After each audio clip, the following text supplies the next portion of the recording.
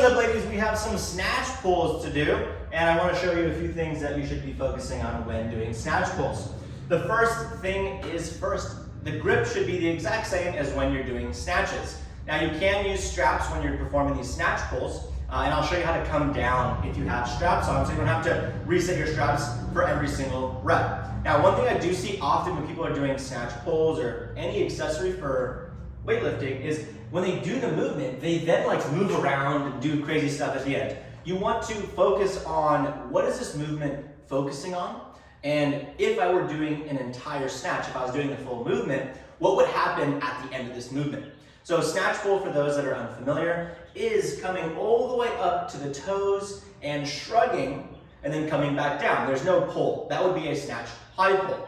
So after you would do your toes and shrug, what would happen next is you'd start pulling on the bar as you'd be coming underneath.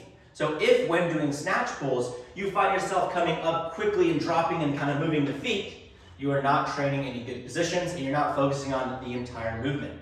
So what I want you to focus on is when we come up to those toes and we shrug, then come down the same way that you went up. So we're gonna grab the bar with the feet underneath the hips, you have your snatch grip, and you would stand once you pass the knees, be aggressive, shrug, and then come back down, drive the bar back. Now if you do have straps on and the weight gets a little bit heavy, you can kind of come down a little bit quicker. Just be careful.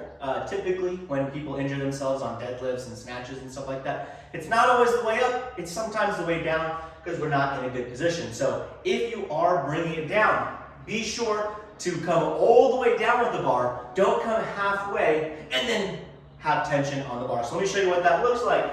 We're here, we're snatching, up, and then you come down and release all tension, and that would be the snatch pull. So again, we're here, bar is touching the shins, chest is up, bar moves out of the way, and then once you pass the knees, explode up to the toes and shrug. You will feel this movement in the traps.